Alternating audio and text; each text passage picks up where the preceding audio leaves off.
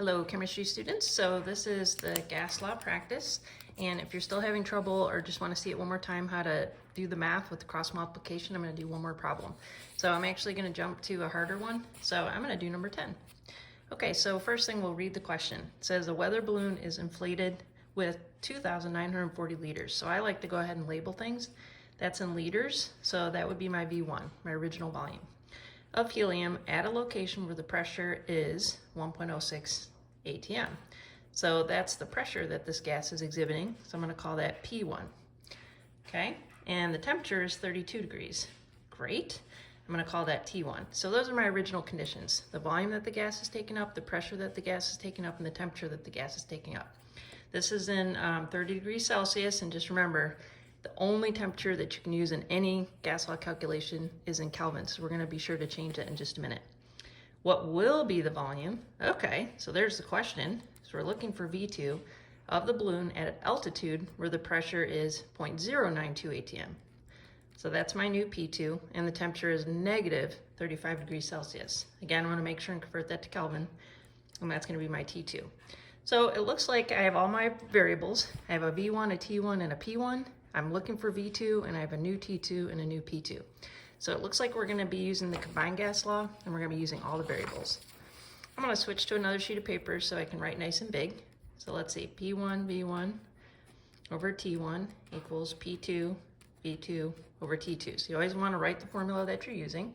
Okay, and just remember with the combined gas law, you know, in this case we're using all three variables and they're all changing. But if there's a variable that's not mentioned, that just means you assume it's constant. So you sort of use the variables that you need, okay?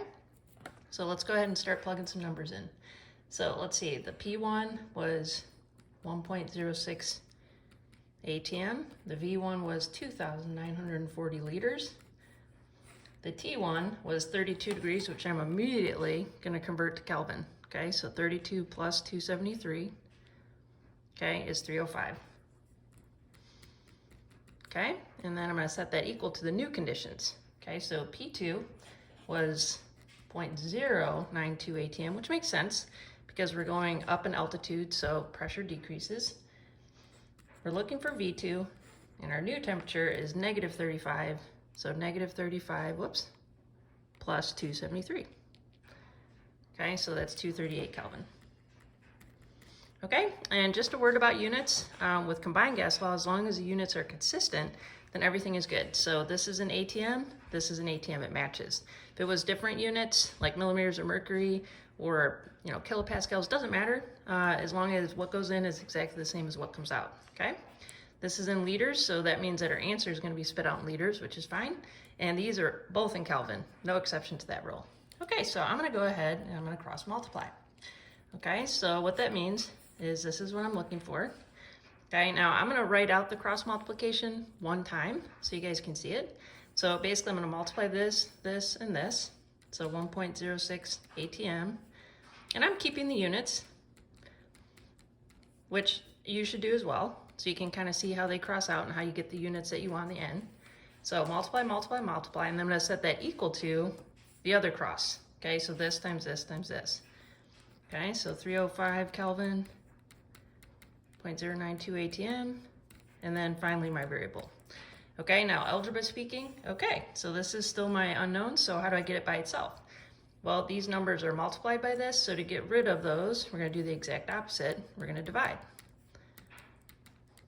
Okay, so therefore they crossed out on this side, and what we do to one side, we do to the other side. So going back to our first type of algebra we ever used. And I'm sorry I keep jumping between using parentheses and not. Totally does not matter, whatever you're most comfortable with. Okay, so there we go. So this means that our final answer would be V2 equals all that, okay?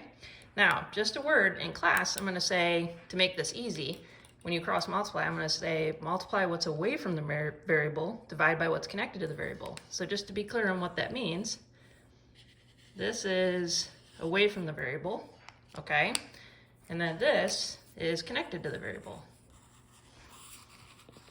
Okay, so when I say multiply what's away from the variable, that's exactly what I did on top. And then divide by what's connected to the variable. So this guy and this guy are both connected to the variable. So multiply what's away from the variable, divide by what's connected to the variable. That will give you the algebra you need for your unknown. So I'm going to do exactly that. And what I suggest is when you do it in your calculator, just to minimize possibility of making silly errors and to save time, we can do this all in one big calculation. So 1.06 times 2,940 times 238. So I multiplied, and then I'm going to divide by what's connected to the variable, and I'm just going to keep going.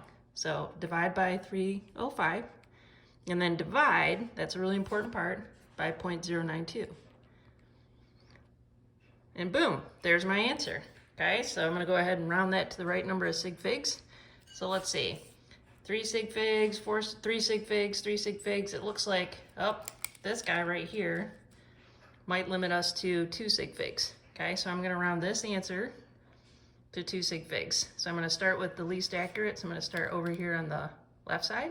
So it looks like we're dealing with 26,000 basically as our answer. So unrounded looks something like this, but with sig figs, 26, I'm going to change those all to placeholders, and then I'm going to use my liters. Okay, and that's my final answer. Okay, so again, just to recap, when you do cross multiplication, it doesn't matter if your variable's on the top or on the bottom or the left or the right, it really doesn't matter. Okay, wherever your variable is, you're going to multiply what's away from the variable, boom, boom, boom, and you're going to divide by what's connected to the variable, boom, boom. Do that all in one big process, and you got yourself an answer, okay? Little word about units, let's see what crosses out. So ATM crosses out with ATM, Kelvin cancels out with Kelvin. The only units not crossed out are liters. So liters go in, so liters come out, okay? And that is consistent with the volume. All right, well, I hope that helps. Good luck. We'll see you in class. Thanks.